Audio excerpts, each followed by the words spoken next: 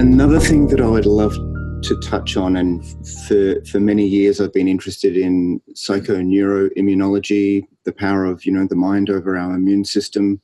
Now, you talk about traumatic events and how that affects immunity, autoimmunity. Can you touch on, some of the nuggets that you have with autoimmune disorders and early childhood trauma? We see a lot of it, fibromyalgia, a lot of Lyme disease, a lot of, I've worked with HIV clients, I've worked with a lot of different areas of autoimmunity. When we look at the body and we think about the HPA axis coming through, and if it stays on, one of the alerts is to the gut. And it's telling the gut, okay, we need you to shut down. We need you to play dead. Or we need you to defecate. We need change here quick. And so if the gut is constantly getting attacked, the only other place we have in our body that has brain cells that I'm aware of is the gut.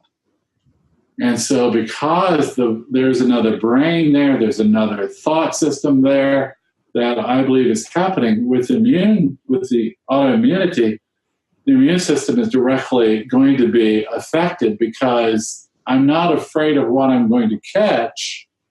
I'm afraid that I'm not going to survive. And one is looking at it from an external locus of control, and one of it's from an internal locus, and bringing in the internal locus of survival and figuring out, I've got to survive. So when we beat up, so to speak, with this constant dumping of cortisol, epinephrine, all of these neurotransmitters, and we're hitting the gut, it only makes sense to me that the spleen's going to become weakened. I am doing some research right now and observing with the liver, older adults, middle-aged adults, I guess I should say, that I work with, I start noticing that they begin to take on alcoholic behaviors. We see they're reserved for an alcoholic patient or client. And I'm going, what's happening here that we're having memory loss? And it dawned on me that the liver is reacting the same way to an overabundance of cortisol and epinephrine that it reacts to alcohol. Wow. It begins to, it slows down the filtration system. And that's happening in the spleen.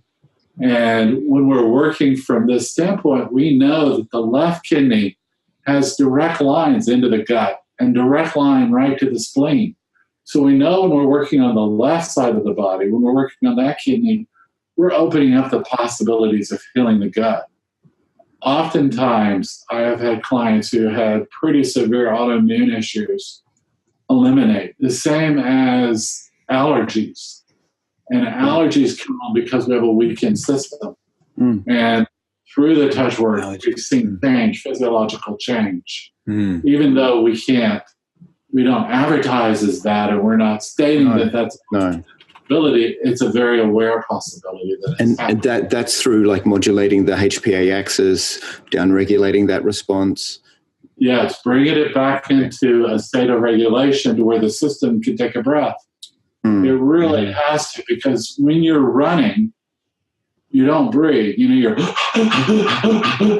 and that's what your system is doing when you're in constant alert, constant threat response.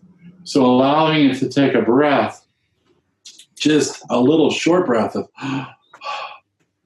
and the system goes, oh, I can downregulate. I can begin to lower. And part of the work that we're doing when we're touching and we're bringing in regulation this way is that we're acting, the parasympathetic meets the sympathetic to reduce anxiety or anxiousness or alertness. It's bringing it down. We're actually the parasympathetic coming in. We're orchestrating that like the parasympathetic would do to lower the sympathetic arousal to where the client can take a breath, where they can begin to, breath is all it takes is to see the world differently. And if all I'm doing is surviving, my blinders are on and I can't see to the left and I can't see to the right. I'm really narrowed in my ability. So we want the client to have that ability to lower down into that window of tolerance, to drop into a window of tolerance to feel safety. What happens, and this scares the bejeebies out of a lot of therapists, is that can be the most difficult time in therapy for the client. They go into a state of fear. They're like, oh my goodness, everything's gotten quiet now. Right. I'm sitting in the dark and quiet. And what am I supposed to do now? So we also have to prepare for what's coming. Well, if you want to know more about the Science of Psychotherapy, come across to our website, thescienceofpsychotherapy.com, and our podcast of the same name, and learn more about the science of you.